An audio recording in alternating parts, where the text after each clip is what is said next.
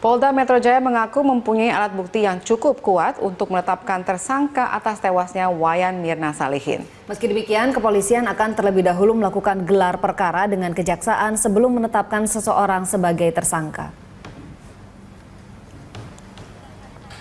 Menurut Dirkrimum Polda Metro Jaya, Kombes Polisi Krisna Murti, beberapa alat bukti signifikan telah dikantongi kepolisian. Di antaranya adalah hasil konstruksi alat bukti, hasil konstruksi peristiwa, dan keterangan ahli yang telah diberikan kepada polisi. Dalam kasus tewasnya Mirna, kepolisian akan menggunakan teori conditio sine qua non. Teori tersebut umum digunakan dalam kasus hukum pidana. Saat ini polisi telah memeriksa sejumlah saksi dari keluarga Mirna dan teman Mirna, Jessica, yang ikut minum kopi bersama Mirna.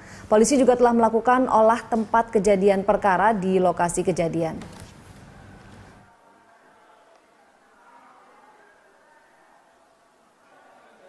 Keterangan terdakwa dalam pembuktian 184 KUHP atau dalam penyidikan keterangan tersangka itu dia bisa diabaikan. Kami menggunakan teori conditio sine qua non ya, yang nanti itu umum dipakai dalam hukum pidana. Konstruksi yang dengan alat-alat bukti yang kami miliki, konstruksi peristiwa yang kami miliki, maka seseorang cukup layak ditingkatkan sebagai tersangka. Namun kami harus gelar atau expose bahasanya dengan jaksa penuntut umum. Kami harus tunjukkan dulu satu petunjuk atau barang bukti yang krusial, signifikan yang kami miliki. Insya Allah kami yakin itu barang bukti itu cukup signifikan dan sekarang sedang diuji. Nanti dari situ apa petunjuk jaksa baru kami kembali untuk lakukan gelar perkara. Pemirsa, Mitra Kukar menang dramatis 2-1 atas Semen Padang dalam laga final Piala Jenderal Sudirman. Mitra Kukar berhasil membawa pulang hadiah sebesar 2,5 miliar rupiah. Setelah kick-off, laga diawali dengan permainan menekan dari Semen Padang. Fendri Mofu dan kawan-kawan tampil agresif. Tekanan Semen Padang berbuah manis saat Fendri Mofu berhasil memanfaatkan umpan silang dari Adi Nugroho pada menit ke-38. Skor 1-0 untuk Semen Padang. Hasil ini bertahan hingga turun minum. Di babak kedua, Mitra Kukar langsung tampil menekan mengejar ketinggalan. Mitra Kukar berhasil menyamakan kedudukan 1-1 lewat tendangan Rizky Pelu yang gagal diantisipasi Jandi Ake Putra pada menit ke-75. Gol ini memacu semangat anak asuh Jafri Sastra. Kerja keras mereka membawa keunggulan 2-1 lewat terobosan Yogi Rahadian yang berhasil meruntuhkan angan Semen Padang untuk menjadi juara. Skor 2-1 ini bertahan hingga peluit panjang. Pemirsa, Kepala Kepolisian Resort Darmasraya, Sumatera Barat AKBP Lalu Muhammad Iwan membenarkan 2 anggota Brimob Padang Panjang tewas di perkebunan sawit PT Sumbar Andalan Kencana, Muara Timpeh, Darmasraya, Minggu pagi. Polisi yang dikerahkan memburu pelaku berhasil melumpuhkan pelaku. Kapolres Darmasraya AKBP Lalu Muhammad Iwan mengatakan 2 anggota Brimob Padang Panjang, Brigadir Nanang Hardiansyah dan Brigadir Anasril, saat itu tengah patroli dan memergoki 2 mobil truk dan 1 mobil pickup tengah mencuri sawit. Keduanya memberikan tembakan peringatan, tapi pencuri melajukan kendaraannya dan menabrak keduanya hingga tewas. Anggota Polres Darmasraya mengejar pelaku hingga ke Tanjung, Kabupaten Tebo, Provinsi Jambi. Saat ditangkap, kedua pelaku melawan petugas menggunakan senjata tajam hingga 2 pelaku dilumpuhkan hingga tewas. Pada saat mendapati para pelaku tersebut diminta untuk berhenti, ternyata para pelaku tersebut tidak mengindahkan himbauan daripada petugas kepolisian. Justru yang mereka lakukan adalah itu menabrak anggota kepolisian, khususnya dari Satbrimobda Sumatera Barat yang pada saat itu memang sedang bertugas untuk melakukan penangkapan atau penyelidikan kasus tersebut. Anggota Brimob yang ada di perusahaan tersebut yang sedang melaksanakan penyelidikan pengungkapan kasus tersebut melaksanakan pengejaran para pelaku tersebut hingga ke wilayah Tanjung atau Kecamatan Tanjung. Kembali di News on the Spot, pemirsa, Ketua Umum Partai Golkar versi Munas Bali, Abu Rizal Bakri, mengatakan tidak akan maju kembali dalam pemilihan Ketua Umum Golkar selanjutnya. Untuk informasi selengkapnya kita bergabung dengan reporter Priscila Dahuan dan juru kamera Rianto langsung dari JCC Senayan, Jakarta. Iya, Cila, setelah kemudian dibuka tadi malam, apa informasi terbaru dari arena Rapimnas? Ya, Carlos, pada hari ini merupakan hari kedua penyelenggaraan Rapimnas Golkar 2016 dan pada hari ini juga nanti akan dibahas beberapa agenda dan memang baru saja dimulai sekitar pukul 11 pagi tadi. Dan memang pada hari ini agendanya adalah pembacaan laporan daerah yang akan dibacakan oleh DPD di seluruh Indonesia. Lalu juga nanti dilanjutkan dengan rapat paripurna yang akan dipimpin langsung oleh Ketua Umum Golkar versi Munas Bali, yakni Abu Rizal Bakri. Dan memang sejak pukul 11 tadi penyelenggaraan Rapimnas ini diselenggarakan secara tertutup dan tidak diperbolehkan awak media untuk meliput lebih jauh. Lalu memang pada hari ini juga rencananya nanti juga akan ada tanggapan dari para anggota DPP mengenai laporan dari daerah-daerah yang akan dibacakan pada hari ini hingga pukul 11 malam nanti.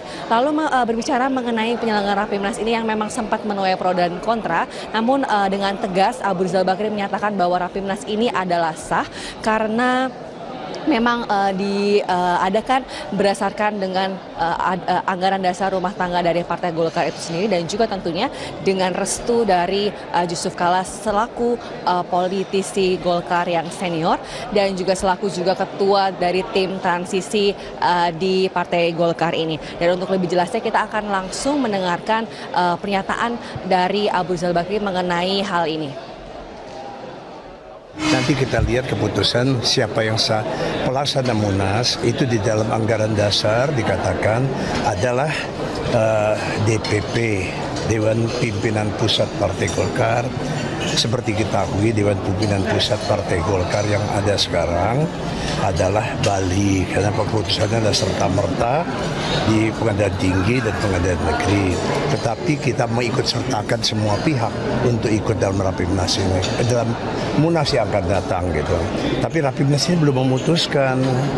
Jadi kita akan putuskan nanti, besok kita lihat keputusan dari Rapimnas. Saya kan hanya mempunyai wacana. Sedangkan kemudian yang lain adalah keputusannya pada daerah dan pada pemegang hak lainnya. Lalu menyambung kembali mengenai nantinya apakah Abu Rizal Bakri akan menjabat kembali sebagai Ketua Umum, mengingat bahwa Abu Rizal Bakri sudah menjabat di Golkar sebagai Ketua Umum selama 2 periode. Dengan tegas Abu Rizal Bakri menyatakan dirinya tidak lagi akan menjabat sebagai Ketua Umum Partai Golkar di periode selanjutnya dan akan menyerahkan seluruh kepemimpinan ke kader-kader yang lebih muda. Namun Abu Rizal Bakri juga menyatakan dirinya juga berkeinginan untuk dapat menjabat dan mengisi jabatan di Mahkamah Partai Golkar, yang mengingat bahwa MPG adalah di atas dari seluruh struktur Partai Golkar. Carlos. Ya, Cila, ada peran dari Wakil Presiden Jusuf Kalla yang merupakan Ketua Tim Transisi. Semalam juga dalam pembukaan kita tahu ada Luhut Panjaitan dan juga Yasona. Lalu apakah ini menjadi sinyal keterlibatan pemerintah di sana? Dan seperti apa posisi dari Partai Golkar nanti? Apakah akan masuk dalam pemerintahan? Ya, jika mengingat bahwa semalam hadir Luhut dan juga Yasona dalam pembukaan Rapimnas ini, itu memang menjadi sinyal bahwa Golkar sepertinya akan merapat ke pemerintah. Namun hal ini ditegaskan kembali oleh Abu Rizal Bakri yang menyatakan bahwa memang Golkar akan mendukung pemerintahan Jokowi JK, namun tidak masuk ke dalam struktur pemerintahan. Itu ditegaskan berkali-kali oleh Abu Rizal Bakri yang menyatakan bahwa memang ia akan duduk bersama mendukung pemerintah, namun tidak duduk bersama dalam struktur pemerintahan. Nah, berikut kita simak langsung pernyataan dari Abu Rizal Bakri mengenai hal ini. Saya mengatakan kita duduk bersama mendukung pemerintah, begitu. Bukan berarti duduk di pemerintahan, nggak sama itu. Kan keluar dari KMP, Pak? Gimana? Kan keluar dari KMP? Nggak ada dong keluar dari PSI, saya udah bilang tadi malam kan nggak keluar. Ya, Ega, Gubernur DKI Jakarta tadi mengatakan ia siap jika dipanggil sebagai saksi terkait dengan kasus korupsi UPS ataupun pengadaan UPS terkait dengan dana siluman APBDP tahun 2015.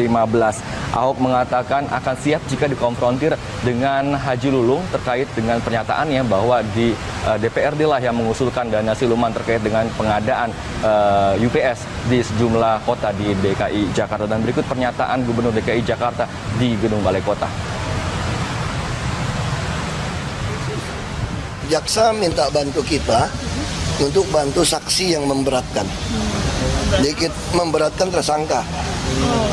Karena kan di situ kita yang bocorin kan, ada permainan kan, termasuk BPKP mengatakan ada siluman. Dan saya juga merasa, saya juga kaget kan. Makanya saya copot inspektorat gitu loh. Saya kaget gitu loh. Inspektorat ngaku sama kita, dulu kan masih ingat kan. Saya minta dia coret yang tidak perlu, lalu dia coret. Kenapa di APBDP tiba-tiba dia muncul? Lalu minta kita di inspektorat. Saya bilang jangan periksa dulu, biar BPKP apa yang lain periksa, dia periksa dulu. Makanya begitu dengar kesaksian di pengadilan, saya tidak tahu gitu loh. Ternyata kepala dinas yang lama, termasuk sekda, tahu loh. Kan di pengadilan ngomong. Nah makanya jaksa pengen saya menguatkan itu. Mungkin setelah itu bisa ada tersangka baru saya kira. Oh saya harus datang dong, saya mau bongkar. Anda menyaksikan News Update pukul 17 waktu Indonesia Barat bersama saya Ani Rahmi. Gubernur DKI Jakarta Basuki Cahayapurnama geram dengan oknum PNS senior yang membuli PNS junior di Pemprov DKI Jakarta.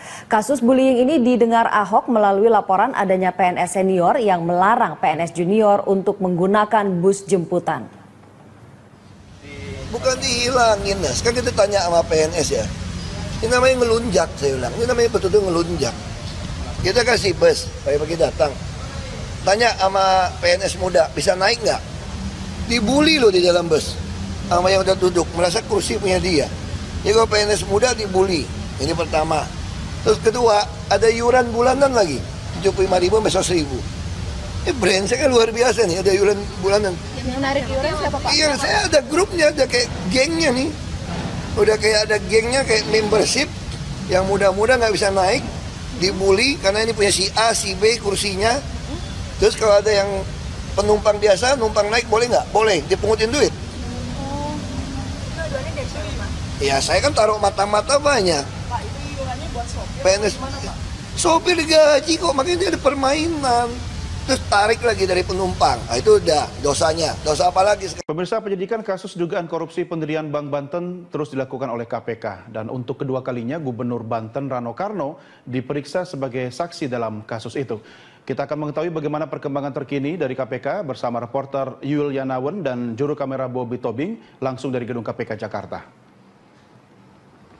Ya Yul, bagaimana perkembangan terbaru dari kasus dugaan korupsi pendirian Bank Banten?